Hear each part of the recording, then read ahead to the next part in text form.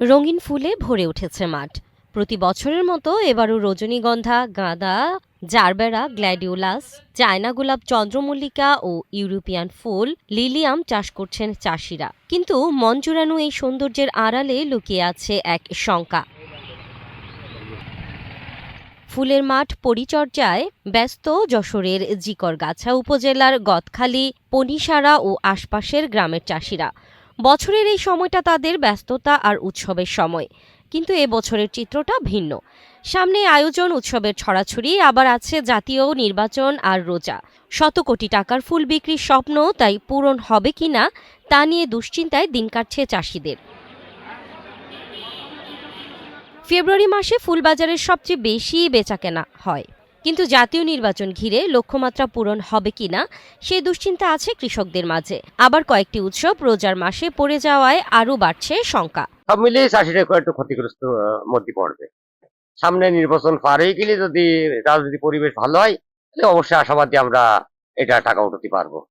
সামনে যেসব বিলগুলো আসছে, সামনে ভোট, রোজা, এ নিয়ে হয়তো চাষির পরে একটু প্রভাব পড়তে পারে। তারপরও দেশে যদি কোনো ঝামেলা না হয় তাহলে চাষি হয়তো ফুলের বাজারে একটু ভালো পাতে পারে। বছর সবচেয়ে বেশি ফুল উৎপাদন হয়েছে এবং সামনে আরো ফুল উৎপাদন হবে। আমরা যদি এই ফুলের দামটা বেশি পাই তাহলে আমরা খুশি। সামনে আমার আছে জিপসি আছে, চন্দ্রমল্লিকা আছে, জারবারা আছে, গোলাপ আছে, গেন্দা আছে, এসব মাল আছে। এখন বাজার সামনে 14 থেকে 21 পর্যন্ত খুব ভালো বেচা কেনা হবে। ফুল উৎপাদনের এই ভরা মৌসুমে এই অঞ্চলের ক্ষেতগুলোতে দর্শনার্থীর সংখ্যা বেড়ে যায়। ফুলের সৌন্দর্য উপভোগ করতে দেশের বিভিন্ন প্রান্ত থেকে গদখালির ফুলের মাঠে ভিড় করে তারা। দেখে অনেক ভালো লাগতেছে যে এই জায়গাটা আসলেই দেখার মতো, মনোমুগ্ধকর সব দৃশ্য।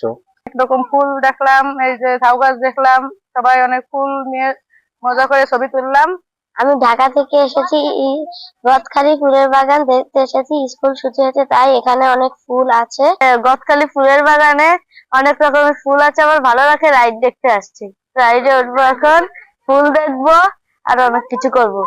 আসন্ন উৎসব ঘিরে কয়েকশো কোটি টাকার ফুল বিক্রির লক্ষ্য থাকলেও সামনের দিনগুলো নিয়ে কৃষকদের মতোই দুশ্চিন্তায় ফুল চাষিদের সংগঠন বাংলাদেশ ফ্লাওয়ার সোসাইটি। যদি দেশের পরিস্থিতি স্বাভাবিক থাকে তাহলে হয়তো আমরা আমাদের নির্দিষ্ট লক্ষ্যমাত্রা পূরণ করতে পারবো। আর যেহেতু রমজান মাসে 21শে ফেব্রুয়ারি পড়ছে, সেক্ষেত্রে আমরা আশঙ্কা করছি অন্য বছরে যেভাবে আমরা একটা ফুল বিক্রির লক্ষ্যমাত্রা পরিপূর্ণ না আনতে পারি, এবছর আসলে সেটা হবে কিনা আমরা সন্দেহ করছি। বিপরীতে সব আশঙ্কা উড়িয়ে আশার আলো দেখছে কৃষি বিভাগ। বলছে লক্ষ্য পূরণে চাষিদের বিভিন্ন সহায়তা দেয়া হবে। বহুল কাঙ্ক্ষিত যে নির্বাচন, এবছর নির্বাচনটা হবে অংশগ্রহণমূলক এবং উৎসব মুখর। তো নির্বাচন নিয়ে কোনো রকমের খারাপ পরিস্থিতি হওয়ার কোনো সম্ভাবনা নেই। আমাদের কৃষক ভাইদেরকে দুশ্চিন্তা করার কোনো সুযোগ নেই, বরং এই উৎসব মুখর পরিবেশে তাদের ফুল বিক্রির পরিমাণটা আমার মনে হয় আরো বেড়ে যাবে। কৃষি বিভাগের তথ্য মতে এবার উপজেলায় 628 হেক্টর জমিতে ফুলের আবাদ হয়েছে। এ জমি থেকে মৌসুম শেষে 140 কোটি টাকার ফুল উৎপাদন হবে।